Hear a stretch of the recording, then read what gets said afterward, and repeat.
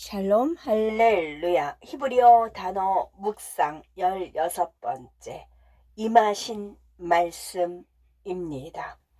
열왕기상 18장 1절 많은 날이 지나고 제3년에 여호와의 말씀이 엘리야에게 임하여 이르시되. 열왕기상 19장 9절 여호와의 말씀이 그에게 임하여 이르시되.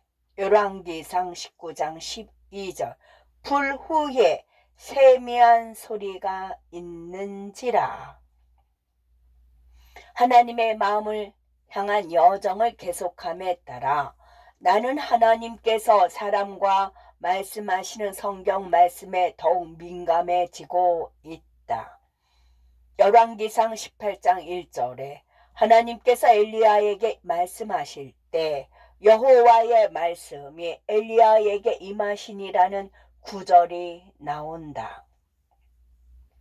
열왕기상 19장에는 여호와의 말씀이 엘리야에게 임하니라 뿐만 아니라 하나님께서 엘리야에게 세미한 음성으로 말씀하셨다는 것을 알 수 있다. 처음 두 구절은 여호와의 말씀이 임하였다로 번역되었다. 이 두 구절에서 말씀으로 번역된 히브리어는 DEVAR이다. 현자들은 DEVAR이 마음에서 우러나오는 말을 가리킨다고 한다. 이 말씀은 하나님의 마음에서 나온 것이다. 처음 두 구절은 영어 버전에서 여호와의 말씀이 임하여 라고 읽지만 히브리어에서는 상당히 다르다. 열왕기상 18장 1절에 오셨다로 번역된 단어는 HAYAH이고 열왕기상 19장 9절에 오셨다라는 단어가 원문에는 없다. HAYAH는 오셨다로 번역될 수 있지만 세모 어원에서는 있다, 되다, 존재하다로 의미한다.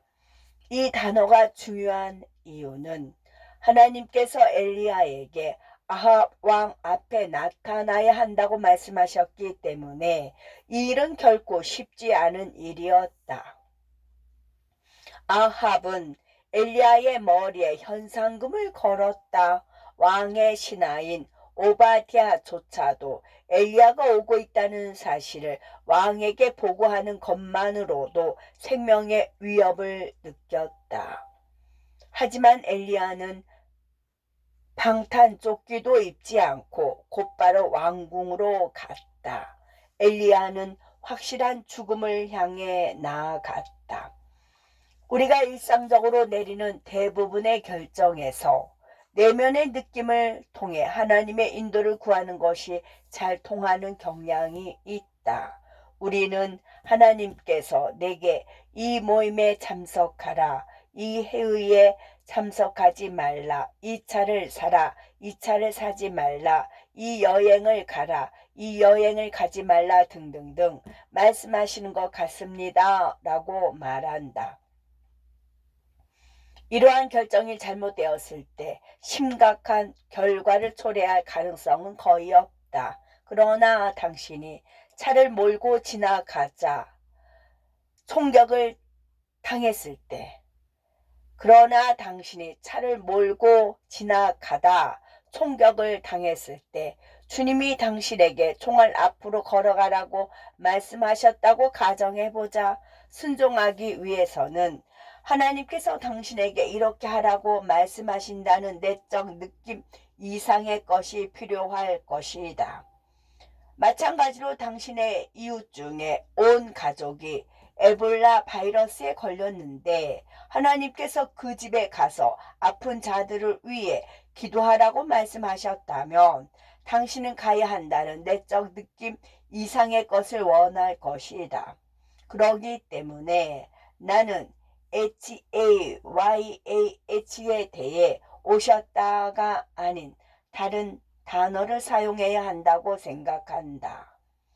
나는 이 단어의 두 번째 의미 중 하나인 존재하다를 더 선호하는데, 이 구절을 여호와의 말씀이 엘리야를 위하여 존재하더라 또는 엘리야는 여호와의 말씀의 일부가 되었다라고 표현할 것이다.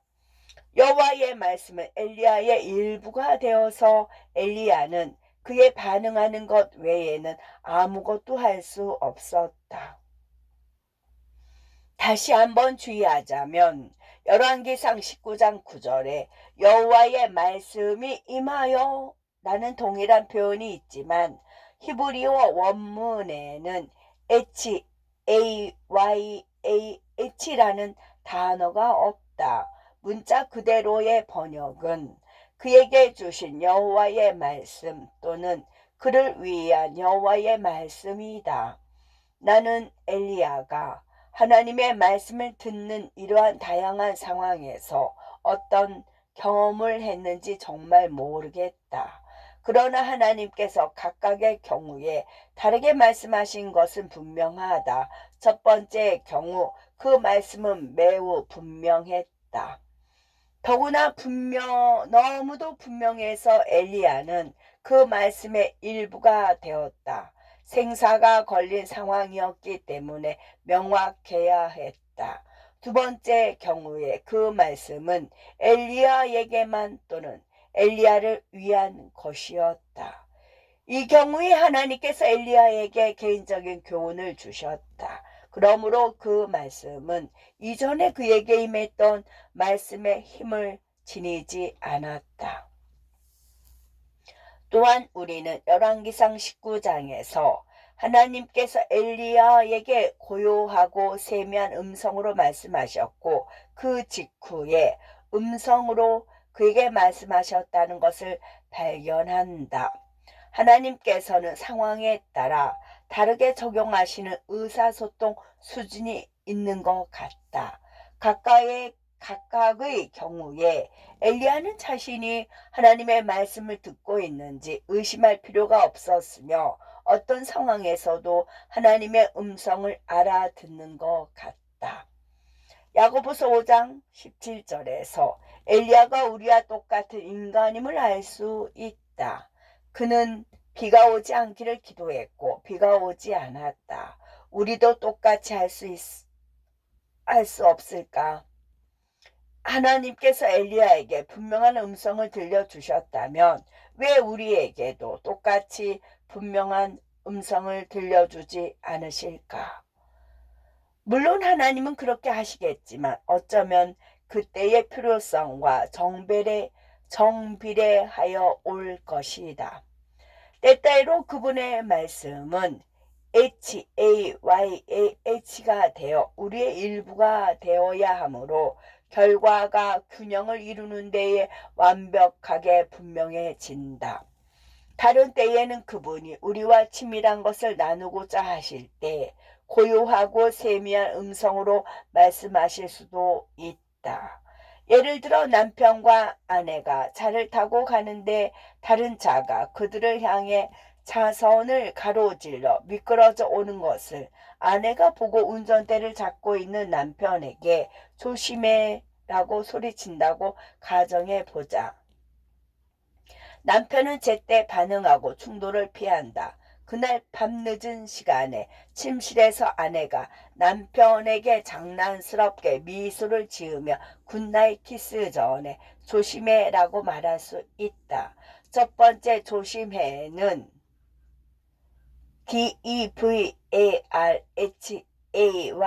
DEVARHAYH이고 두 번째는 고요하고 세미한 음성이다. 때때로 하나님은 해오리 바람 속에서 지진 속에서 불 가운데서 말씀하지 않으신다.